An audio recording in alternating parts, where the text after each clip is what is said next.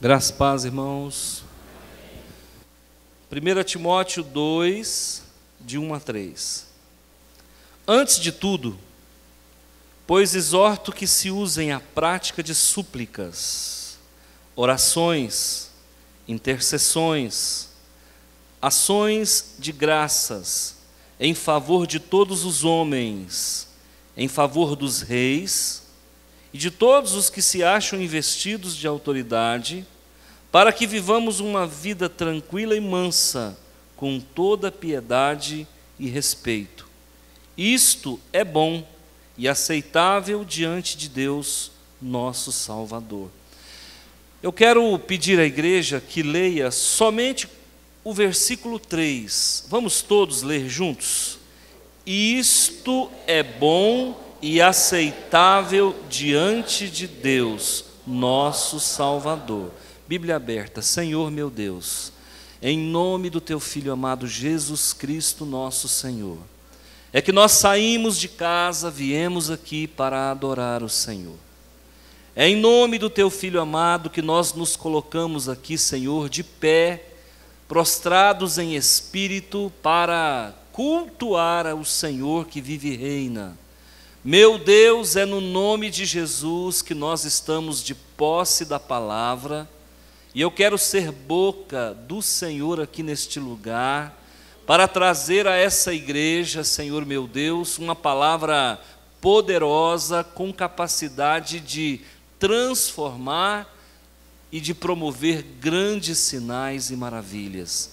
Obrigado, meu Deus, nesta noite quente, mas ao mesmo tempo com a tua presença, nós vamos continuar firmes e fortes na autoridade do nome de Jesus. Amém.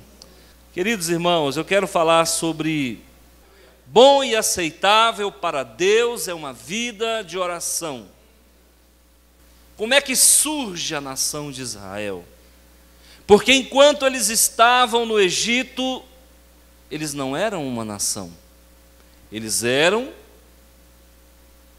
um conglomerado de pessoas que viviam debaixo da chibata dos egípcios, era um povo escravizado, sem pátria, sem nacionalidade. Como é que nasceu a nação de Israel? Gravem o que eu vou falar para você.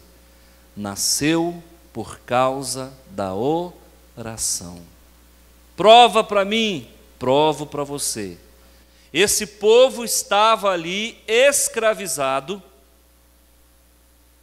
Quando o faraó aumentou o castigo, pondo o povo para trabalhar mais, achou que era pouco, começou a mandar matar as crianças, porque ele não queria que aquele povo crescesse muito mais do que já vinha crescendo, com medo de ocorrer um levante, uma rebelião e uma guerra civil praticamente dentro dos muros do Egito. Então esse povo começa a clamar a Deus. Senhor, manda um libertador. Senhor, manda um libertador. Senhor, manda um libertador. A bem da verdade, entraram 80 pessoas aproximadamente no Egito, a família de José, os descendentes de Jacó, a família de José, consequentemente.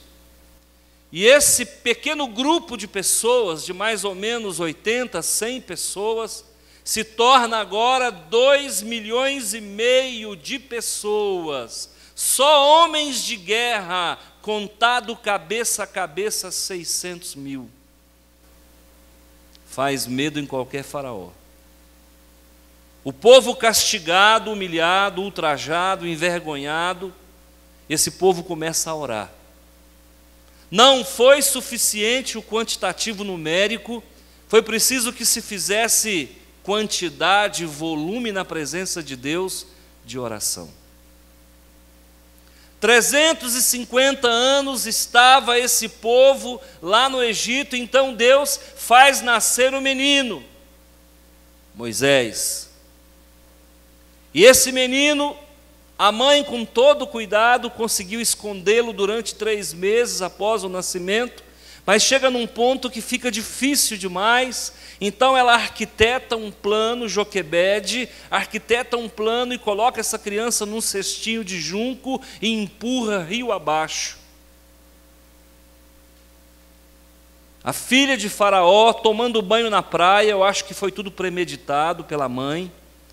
Tomando banho logo abaixo na praia, vê aquele cestinho boiando por sobre as águas, manda que alguém possa pegar. Quando olha, é uma criança, e ao pegar essa criança, ela disse: é minha, e eu vou chamá-lo de Moisés, porque tirado das águas ele é. Nasce Moisés. Moisés então fica 40 anos na corte, 40 anos junto ao palácio, aprendendo das ciências e da religião do povo do Egito. Um dado momento, então, há um desentendimento, Moisés é expulso do Egito, ao mesmo tempo em que ele consente em sair do Egito, e vai para as terras de Midian, ali próximo ao Monte Horebe, expulso, sem nação, sem pátria, nem o seu próprio povo o apoiou. Ironia do destino, esse homem volta com 80 anos, liberta aquele povo escravizado e faz nascer a nação de Israel, que até hoje existe, que até hoje vive, porque a porta que Deus abre, ninguém pode fechar. Ninguém pode fechar. Eu fico olhando como são as coisas, né? Como a gente cresce na presença do Senhor. Eu olhando algumas irmãs trabalhando ali, eu não vou citar o nome, as diaconisas trabalhando, eu olhando como elas trabalham com tanto carinho, né? Uma criança ali, a irmã foi, pegou, com tanto carinho, a outra ali acudindo à porta. Gente, trabalhar para Deus é a melhor coisa do mundo. Só Ele pode fazer isso. Fazer a gente trabalhar sem se preocupar com dinheiro. Deus transforma a vida da pessoa que Ele alcança, Ele muda tudo. Fiz uma parte na pregação, vou voltar para a pregação de novo. Senti de falar isso. Aí, irmãos, a nação de Israel peregrinou pelo deserto, passou o Jordão, entrou na terra de Canaã, foi dividida em 12 tribos, quebrou cabeça, fez um monte de coisa errada, trocou Deus por qualquer divindadezinha cananeia, foi de novo para o exílio, agora já não era mais o Egito, a chibata agora estava nas mãos dos caldeus, dos babilônios, fica ali 70 anos, sai, depois não vai mais para o exílio, sofre perseguição dos gregos na sua própria terra, surge então a família de Judas Macabeu, e ali essa família faz uma revolta toda, nasce o farisaísmo, mas nesse processo, os judeus se perderam, foram enterrados na sua própria história. Jesus, quando chega, não aceita aquele povo. Ele disse: esse povo não é um povo que vai dar continuidade à minha obra. Jesus começa um processo e ele levanta uma nova nação, agora uma nação espiritual, cosmopolita, que seria encontrada em qualquer lugar do planeta, como disse Deus a Abraão, seria como a areia do mar. A igreja começa a surgir, a criar forma, debaixo das palavras de João Batista, quando ele sai para o deserto e começa a pregar no deserto, às margens do rio Jordão, e o povo afluía para ouvir João Batista pregando e dizendo: arrependei-vos, arrependei-vos, e Jesus vem na sequência. Lá em Mateus, Jesus começa a dar o tom da conversa. O que ligardes na terra será ligado no céu. dar-te-ei as chaves do céu, o que ligardes na terra será ligado no céu. E as portas do inferno não prevalecerão contra a minha igreja, a minha nação espiritual. Quando você vai para o livro de Atos, você encontra a igreja unânime em oração, do partir do pão, na oração.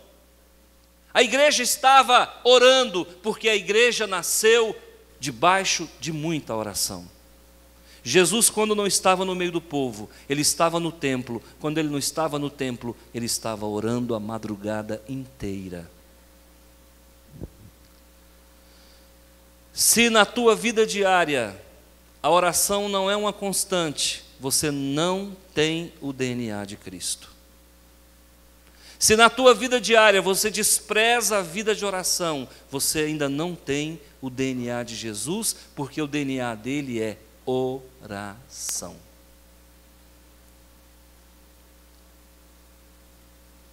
Me vem Paulo, tem um encontro com Jesus na estrada de Damasco, fica cego por 3 dias, em oração.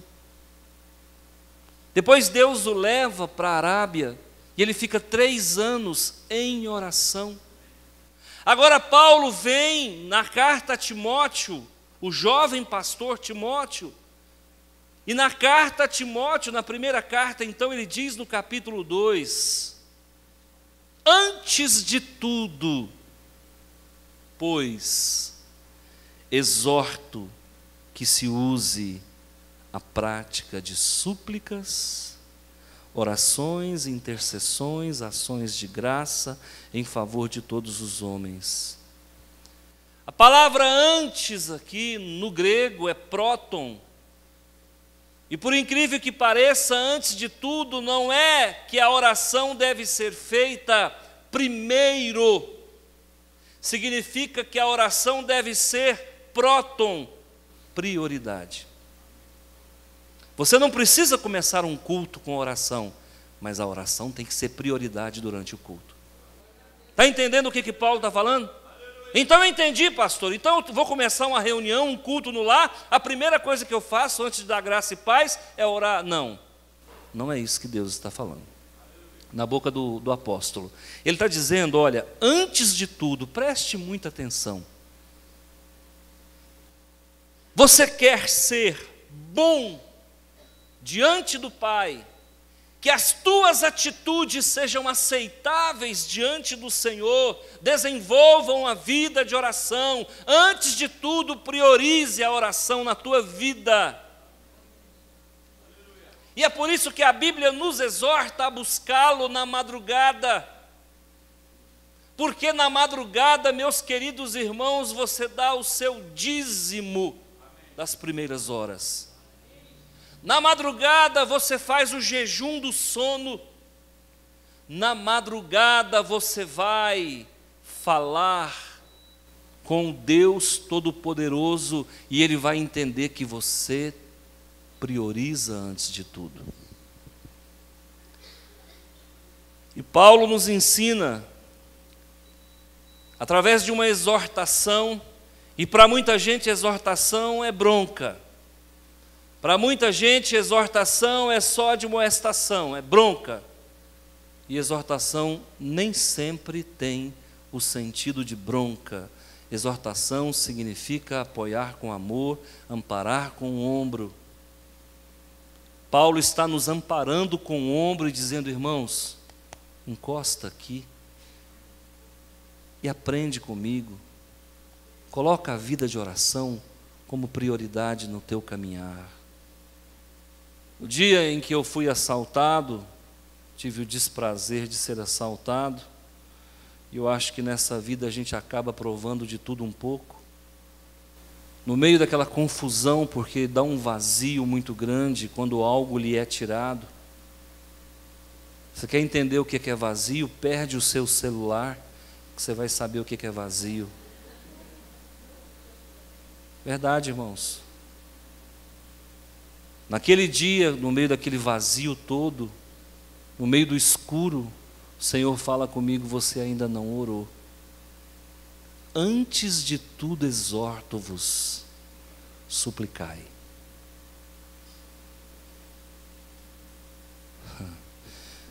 Nós tínhamos ido pregar em Goiânia. Eu sei que estava eu e o irmão Renato no carro, eu não sei mais quem estava, era 1h da manhã, nós estávamos vindo na rodovia, era muito tarde, quem estava dirigindo não era eu, a minha esposa me liga desesperada, e eu olho para essas coisas e fico pensando, falo, gente, eu não sou diferente nadinha da igreja, eu sou igualzinho os irmãos, desesperado, afobado, sem fé, não tem diferença, irmão. É que você põe o uniforme e você fica um pouquinho mais elegante. Mas tirou o uniforme de pastor, você é ovelha do mesmo jeito. Mesmo jeito. Minha esposa liga, pelo amor de Deus, o que é que eu faço? Eu falei, você está ficando doida, faz o quê, mulher? Ah, entrou um besouro no ouvido da minha menina aqui, da Camila, o que é que eu faço? Eu falei, eu não entendo de besouro. E eu fiquei desesperado, que parece que o besouro tinha entrado, era em mim. A menina estava dormindo, o besorrinho entrou no ouvido dela, mosquito, sei lá o que foi. Rato eu sei que não foi, porque não cabia um rato dentro do ouvido. Alguma coisa desse tipo. Entrou no ouvido dela e a menina fica doida. Alguém já teve o desprazer de ter um mosquito, um besouro dentro do ouvido? Gente, vocês não têm noção. A pessoa fica louca. Louca, louca. Porque o besorrinho, ele tem assim uns pneus borrachudos. No que ele vai fazendo assim, vai rasgando tudo lá dentro. E aí eu falei, leva para o hospital, e no meio daquela bagunça, o irmão Renato, que estava dentro do carro, viu meu desespero, e ele falou assim, vamos orar? Desse jeito. Vamos orar, pastor descontrolado. Ele não falou, mas eu entendi, né? Nós oramos, irmãos, dentro do carro, o carro andando ali a 100, 110 por hora na rodovia, nós oramos. A oração não durou 30 segundos, porque a oração de desesperado ela não dura muito tempo, né? Quando eu estava orando, o Senhor falou para mim, diante do Senhor jamais mentiria. E eu falei isso na hora. Falei, o besouro já saiu. Passou, não sei, 1 minuto, meio minuto, a esposa ligou, eu falei, amor, eu falei, já sei, saiu, besorrinho. Você está vendo, gente? A gente despreza a oração. A gente despreza a oração. E vem aqui, irmão, e faz uma pregação linda. Todo mundo fala, esse homem ora demais. No momento do besouro, a gente não lembra de orar? No momento que o ladrão põe um revólver na sua cabeça, você não lembra de orar? Você só lembra de dar faniquito. Mas de orar você não lembra. Sabe o que é isso, irmãos? É quando Deus permite vir coisas ruins na nossa vida, para a gente aprender a fazer aquilo que a gente ensina e não faz. Essa é a verdade. Eu agora já sei, se a mulher ligar, o besouro entrou, eu falo, sai em nome de Jesus, eu te repreendo, demônio do besouro. Já aprendi. Então, queridos, Paulo está falando isso, é porque numa viagem num carro a 100 por hora, você pode orar. A baleia anda a que velocidade, irmão? Ele não sabe, mas uns 60 por hora, se for uma baleia turbinada, eu acredito que ela consegue. Quem é que estava dentro da baleia? Jonas. Como é que ele estava? Eu não sei se ele estava de cabeça para baixo, cabeça para cima, porque eu não sei se tem na baleia airbag, eu não sei o que tem lá dentro. Eu sei que ele estava lá dentro, irmão, no meio de uma baba danada, que baleia deve babar muito, molhado, revoltado, porque ele não queria ir para onde Deus estava mandando. E o homem, irmão, faz uma senhora oração. Pega a oração de Jonas dentro do vento da baleia. Uma das orações mais bonitas que eu já vi na minha vida. É nos momentos mais terríveis da sua vida é que você vai fazer as orações mais lindas da sua vida. Quando eu era criança, eu gostava muito. Minha família antigamente falava roceiro. Depois melhorou um pouco, passou a falar lavrador. Depois melhorou um pouquinho, passou a falar agricultor.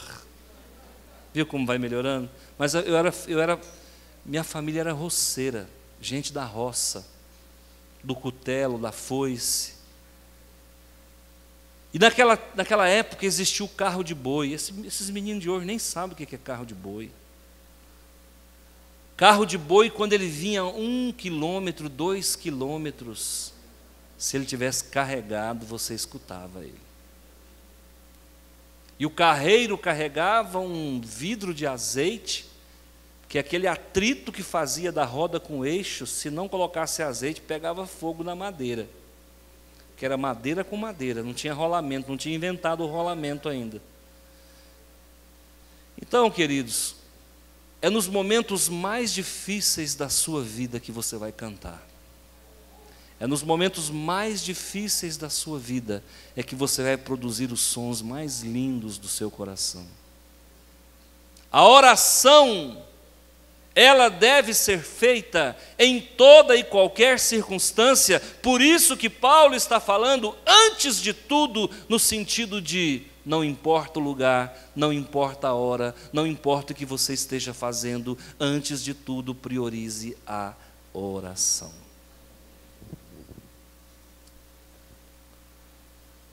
E Deus, pasmem, responde nessa oração de crente não, viu? Se você está achando que Deus só responde oração de crente, você vai ter surpresa.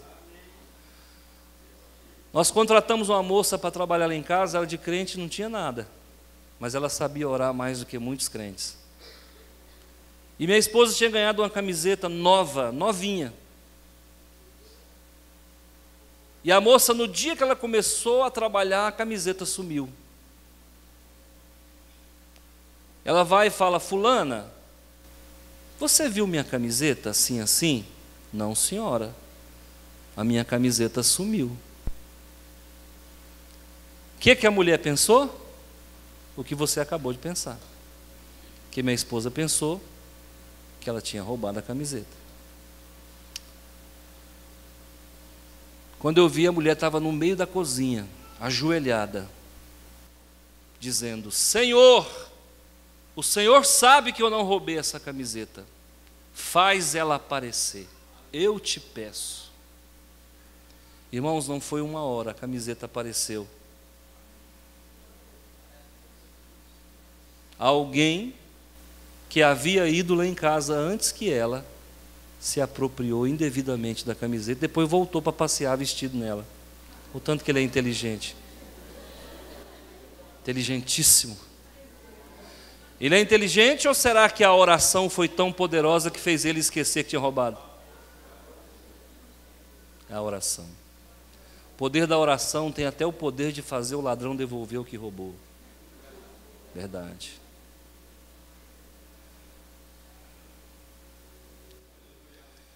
Paulo então ele cataloga 4 tipos de oração. A primeira que ele usa aqui, olha: exorto que se use a prática da súplica. O que é súplica? É o que essa moça fez. Senhor, faz com que essa camisa apareça. Ela está suplicando. Isso está saindo do fundo da necessidade dela. Ela está gritando com todas as forças. Ela está colocando a alma dela diante do Senhor. A súplica é isso. É você orar com o coração, com a alma, com o espírito. Aprenda em alguns momentos da sua vida a gritar por socorro. Isso é súplica. Isso vai dentro do coração, lá na válvula mitral do coração de Deus. Quando você suplica, é porque você está agonizante, é quando você está, sabe, nas suas últimas forças. Então você dá um brado, um suspiro, e Deus então ouve a sua oração. É por isso que na hora da morte, muita gente se converte, de verdade. Porque na hora da morte, meu irmão, se o cidadão falar que aceitou Jesus, ele aceitou mesmo. Ou ele aceita, ou ele pega a porta da esquerda, e aí bye, bye. Eu acredito muito mais num apelo que Jesus faz na hora da morte do que esse apelo que a gente faz aqui na hora do louvor. Haverá momento na tua vida que você vai suplicar, que você vai orar com todas as tuas forças, com todo o teu coração, com toda a tua alma, com todo o teu entendimento. Isso é súplica. E a súplica você pede em prol de si mesmo. A súplica ela pode ser em benefício próprio, mas parte de uma necessidade tangente, gritante. Isso é súplica. Exorto que se use a prática de orações. Pastor, qual que é a diferença de súplica e de oração? Deixa eu falar uma coisa para você. Há momentos que eu suplico e há momentos que eu oro. Quer um exemplo? Eu gosto de fazer a oração do Salmo 91. É difícil o dia que eu não faço a oração do Salmo 91. Isso não é súplica, isso é oração. Pastor, não é reza, não. Não é reza porque eu não faço todo dia e quando eu faço, eu presto atenção em cada palavra que eu estou falando. Não é papagaio falando, é homem de Deus falando. Então faz a diferença. Você pode decorar uma oração, não tem problema nenhum, mas por favor, quando você recitá-la, medite em cada palavra que você está falando, para que aquilo não seja uma reza, e sim uma oração. Eu gosto de orar o Salmo 23. Eu gosto de orar o Salmo 35. Eu gosto de orar o Salmo 121 e o Salmo 127, o Salmo 112 e o Salmo 108. Eu gosto de orar, sabe por quê? Ao mesmo tempo em que eu descanso a minha mente, eu falo aquilo que Deus falou há uns séculos atrás e que ainda continua valendo, porque a palavra de Deus não tem prazo de validade, ela é eterna. Não há sombra de variação no nosso Deus. O mesmo Deus que falou com Davi é o mesmo Deus que fala conosco hoje. Amém ou não? Amém. Então dá para diferenciar a oração de súplica? Dá, pastor. A oração de súplica eu poderia dizer no bom sentido que é a oração de um desesperado, é quase isso. E a oração comum é aquela oração que você faz de forma onde a sua mente está mais relaxada? Sim, mais ou menos isso. Paulo exorta para que nós não só supliquemos e não só oremos, mas também intercedamos. E agora a intercessão, como é que funciona? A intercessão, meu amigo, é você entrar na brecha. A intercessão é você se colocar entre o inimigo e a pessoa para quem você ora. A intercessão, meu amigo, você tem que ter lastro. A intercessão você precisa estar com a vida arrumada. A intercessão você tem que estar preparado para trocar tapa com o inimigo. Porque às vezes o inimigo está tão hóspede daquela pessoa por quem você ora, que quando você entra na brecha, na verdade você não entra na brecha, você quer entrar no lugar dele e libertar aquela pessoa. Ele fica furioso. Ele fica furioso porque cada oração intercessória que você fizer por alguém, você estiver realmente falando com Deus, é um tiro de canhão na cabeça do demônio que oprime aquela pessoa.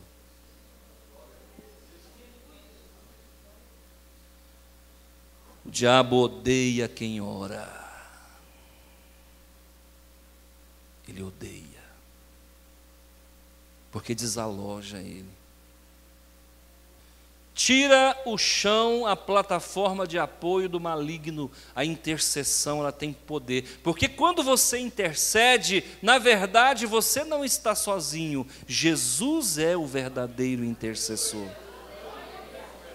Chega Jesus, você e uma comitiva angelical na casa do oprimido e Deus fala, sai da frente que eu vou fazer uma varredura aqui nesse lugar.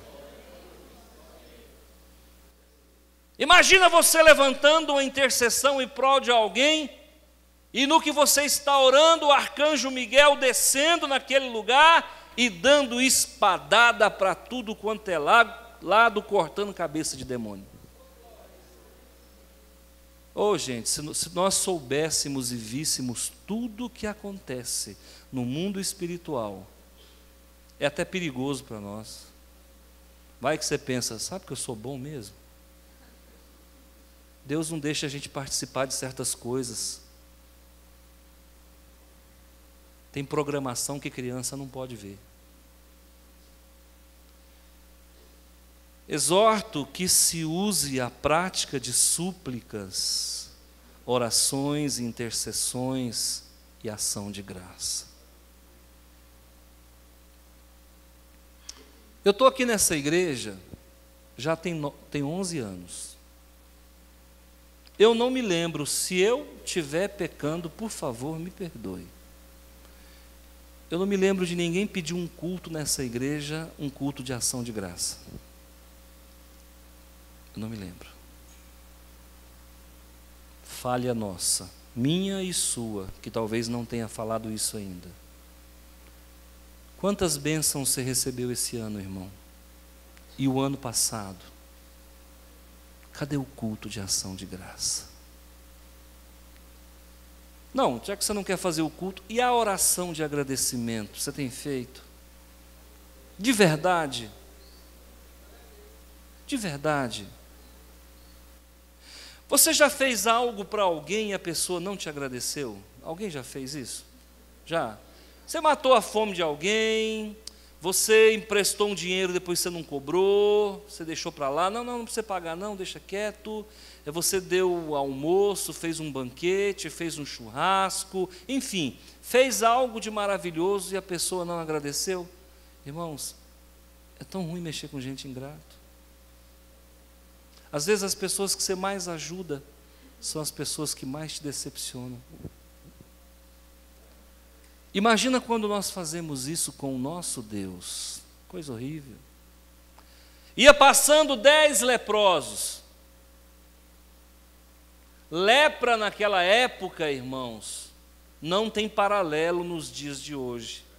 Até a AIDS ficou mais fácil. Antigamente, há 30, 20 anos atrás, um aidético tomava 30 comprimidos por dia.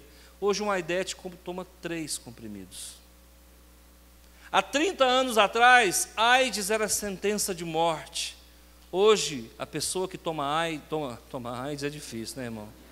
Pessoa que toma remédio para AIDS, ele não morre mais. A sobrevida dele aumentou 50 vezes mais. Tuberculose, que é provocada por uma bactéria chamada bacilo de Koch. Dom Pedro I morreu de tuberculose, pra você ter noção. Matava mesmo. A tuberculose, a bactéria faz crateras no pulmão da pessoa, o pulmão deixa de funcionar. Fica funcionando 20%, 30%. E a pessoa acaba morrendo por insuficiência cardíaca. A lepra, naquela época, era uma tuberculose, era uma AIDS. Hoje a lepra não é nada. Você fez os cuidados, passou aquele período de contágio, se a pessoa não tiver nenhuma rejeição ao remédio, não morre não, às vezes nem sequela fica. Agora, naquela época, a lepra era o bicho. Ia passando 10 leprosos. Quando os leprosos viram que era Jesus, de longe, porque era proibido um leproso se aproximar de uma aldeia, era proibido um leproso se aproximar de uma pessoa. Leprosos viviam nos vales dos leprosos. As pessoas chegavam no vale e jogavam a comida lá de cima, para a pessoa comer lá embaixo, porque não podia, o leproso não podia entrar na cidade. Jesus ia passando, os leprosos passando, Jesus, nos cura. E a Bíblia diz que ele curou os 10. E somente um voltou para agradecer. E o que é pior, no bom sentido, é claro, era aquele que ninguém esperava que voltaria. porque era homem de má fama. Samaritano, era considerado igual cachorro. Samaritano e cachorro não tinha diferença para o judeu, pois aquele que ninguém dava nada por ele é que tinha o coração grato. Não sejamos nós os 9 leprosos, não sejamos nós a pessoa que não é grato a Deus. Vocês sabem que eu tenho 2 filhas, e o que eu vou falar aqui, irmãos, não é tripudiando em cima de nada. Nada. Quando a minha filha se casou e foi embora, eu sofri muito. Muito. Mas eu nunca abri a boca para dizer o quanto eu sofria. Chorava calado, com a porta fechada, às vezes minha esposa não via. Porque minha filha me fez muita falta, e me faz muita falta. Era a primeira filha, eu tenho 2, eu amo as 2, mas quem saiu de casa foi a outra. Então eu tenho que sofrer pela outra, não pela que ficou. Então, não, eu tenho que explicar bem explicadinho, porque senão depois eu falo assim, o pastor só ama de fora, de dentro não. Então a gente tem que explicar, porque as pessoas às vezes querem entender errado. Resultado. E eu me lembro quando o pastor Vitor Hugo veio aqui, pela primeira vez nesse cantinho, eu não sei se você estava aqui, ele nunca tinha me visto. Eu nunca tinha visto aquele homem. Pegou e falou para mim assim, ó, Deus vai trazer sua filha de volta. Precisa falar para vocês como é que eu sou? Eu sou igual a vocês, irmão, incrédulo do mesmo jeito.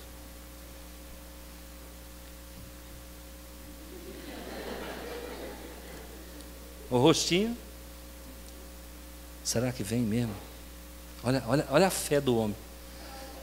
Fé demais, né? Será que vem mesmo? Será que vem? Pois é, irmãos. Vem. Ainda esse ano, vem. E eu estou assim, sem saber como é que eu vou fazer para agradecer a Deus. Eu não sei, irmão, se eu compro uma caixa de fogos. Estou sendo sincero, não sei se eu planto bananeira. Porque eu não me contenho de tanta felicidade. Os pais do meu genro perderam ele, mas eu também perdi a minha filha 3 anos atrás. Eu sei que vai doer no coração deles, porque doeu no meu.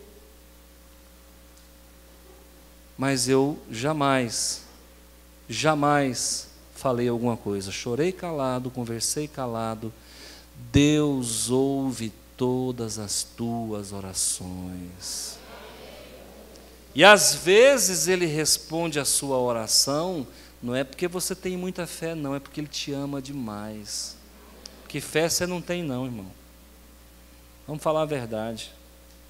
A gente só consegue crer mesmo naquilo que a gente vê. Vamos falar a verdade, deixar de hipocrisia, irmão. Todos nós somos meio incrédulos. Todos nós somos meio idólatras. A gente fala de católico, crente também é idólatra, viu? É muito fácil falar dos irmãozinhos católicos, é muito fácil.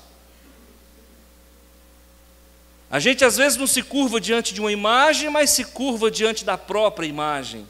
Às vezes não se curva diante de uma imagem qualquer, mas se curva diante do patrimônio. A gente não se curva diante de uma imagem qualquer, mas se curva diante da beleza de um homem e de uma mulher. Isso tudo é idolatria. E a gente vai mandando os católicos para o inferno, vai tudo para o inferno. Verdade, irmão, sem saber que muitos de nós vamos junto. Porque no céu não entra idolatria. Não entra idólatra. E aqui é assim, é um no cravo, outro na ferradura. Se crente está achando que vai sair daqui, tem para todo mundo. Nós não somos melhor do que ninguém. Estamos todos no mesmo barco. Deus quer que você seja grato a Ele por tudo que Ele faz. Ou, qual que é a doença da vez agora? Cada época é uma, né? O que está na moda? Zika. Olha o nome do trem, Zika. Um mosquitinho conhecido nosso, amigo das horas mais incertas, um tal de Aedes aegypti. Ele achou que estava pouco carregar o vírus.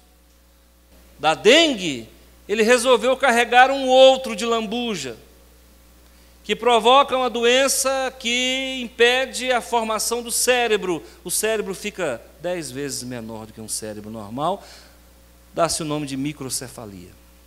A criança nasce com demência. As mulheres que vão ficar grávidas e que, para a graça do Senhor Jesus, não vão contrair nenhum tipo de doença assim, devem agradecer a Deus antes, durante e depois do parto. Amém ou não? Amém.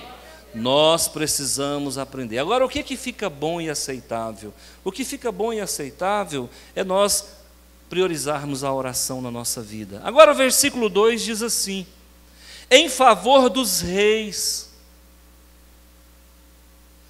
Se você quer me desagradar, de verdade, faça uma piada com o Lula ou com a Dilma, você vai me desagradar. Me desagrada. Eu não admito algumas coisas que saem na internet, porque eles podem ter o defeito que tiver, mas são autoridades, e nós precisamos respeitá-los.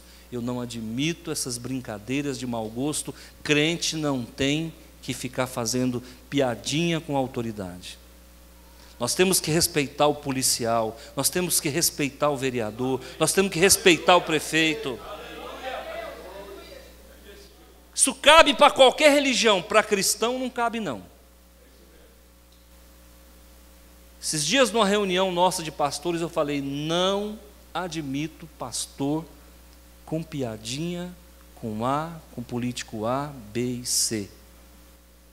Há mais ou menos uns 2, 3 meses atrás, o Senhor falou comigo: ora para o Eduardo Cunha. Eu falei: meu Deus, eu não conheço esse homem. Ele disse: ora por ele. Agora eu estou entendendo por que Deus mandou orar por ele. Porque o que ele está vivendo, nenhum de nós talvez conseguiria passar. Pode ter errado, mas é um ser humano. Atire a primeira pedra aquele que nunca errou. Então, queridos, nós precisamos orar em favor dos reis. Eu não sou melhor do que ninguém não, mas eu tenho, irmãos, por favor me entenda, eu tenho um senso de gratidão por algumas pessoas que já morreram, que eu nunca conheci. Eu tenho um senso de gratidão, eu só não posso orar por eles que já morreram, mas eu tenho um senso de gratidão pela família imperial brasileira. Eu tenho um senso de gratidão. Esse povo trouxe progresso para o nosso país. Nós éramos tribais. Hoje nós somos uma nação conhecidíssima no mundo inteiro.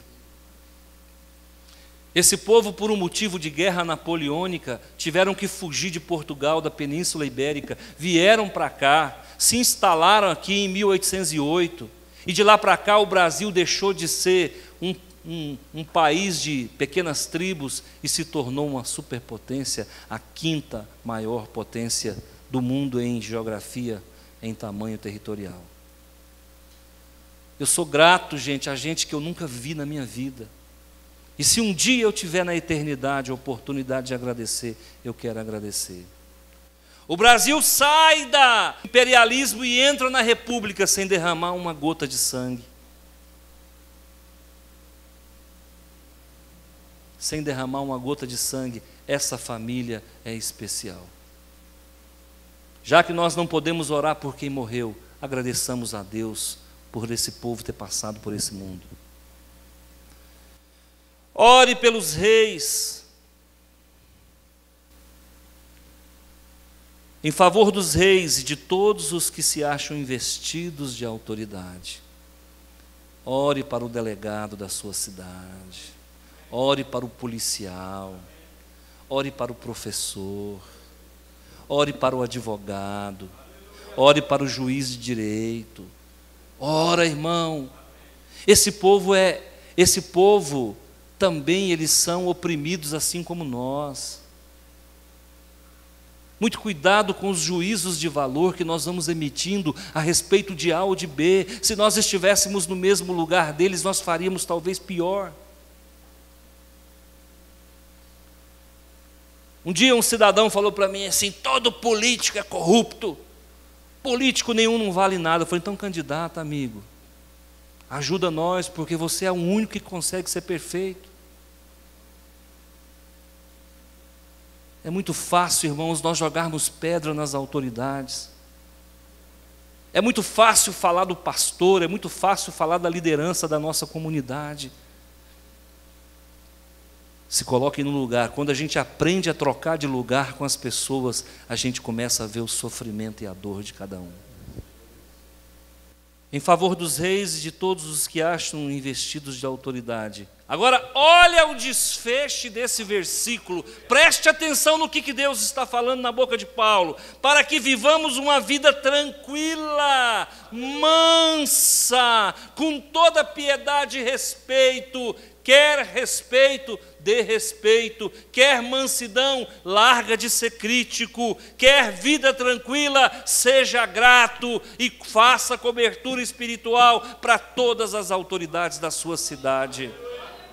Ladrão não vai te beirar, e se beirar vai sair envergonhado. Porque Deus é contigo, você faz cobertura para as autoridades. Sabe, você vai ser uma pessoa mansa, porque você não vai ter crítica nos lábios. Quando a gente julga com muito rigor, também seremos julgados da mesma forma. Muito cuidado, meu irmão, com o que você fala. A Bíblia diz que Deus vai pedir conta de cada palavra que você falou. Cada palavra nós seremos cobrados. Nós queremos ser bom e queremos fazer aquilo que é aceitável diante do Senhor. Desenvolvam a vida de oração. A oração é terapêutica, pastor? Ela é terapêutica. O dia que você ouvir falar que alguém tem uma psicopatia qualquer, por favor, assalva as devidas proporções. Pânico, depressão, fobias generalizadas. De 0 a 10, creia no que eu vou lhe falar. De 80% a 90% dessas pessoas não se curam porque não enveredam pelo caminho da oração. Preferem tomar os remédios faixas pretas, quando deveria simplesmente ficar 1 hora, 2 horas orando. Eu quero ver a depressão que fica. Eu quero ver a doença que se instala e permanece, porque a oração é terapêutica. O grande mal dessa sociedade, queridos irmãos, é a ansiedade. Essa sociedade ela é ansiosa, essa pós-modernidade é ansiosa. E sabe o que cura a ansiedade? Se curvar diante do Senhor, ter hora para começar e não ter hora para terminar. A ansiedade vai embora. Ansiedade é pecado. Sabe por que ela é pecado? Porque ela não deixa a pessoa orar. Quem é ansioso, irmão, não tem vida de oração. Precisa desenvolver vida de oração. Quem é ansioso não confia em Deus. Quem é ansioso come o pudim antes do almoço. Verdade, irmão. Pastor, fulano comeu o pudim antes do almoço. O que é que o senhor vai fazer? Primeiramente eu vou disciplinar ele.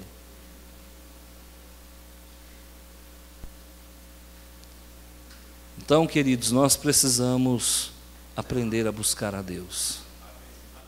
O que é que Jesus falou? Nós não somos ouvidos pelo muito falar. Se você se curvar aqui e falar 300 palavras por minuto, não é isso que vai fazer Deus responder sua oração, não. Em vez de você se curvar e falar 300 palavras por minuto, se curve 300 vezes e não fale nada. Só ouça que o Senhor vai abençoar a sua vida e transformar a sua vida. Amém? Bom e aceitável é uma vida de oração. Quem tem vida de oração não levanta a mão não, só escuta o que eu vou falar. Continua tendo. Amém? Quanto tempo você fala com seu amigo na internet? 40 minutos, pastor, pois é. Quanto tempo você fica assistindo lá a novela, a Malhação, o negócio lá? 1 hora, pois é. Quanto tempo você fica no WhatsApp? Pois é. Presta atenção, irmão. Presta atenção. Investe em vida de oração. Você não precisa nem pedir. o Senhor te dará por acréscimo. Feche os seus olhos, eu quero orar com você.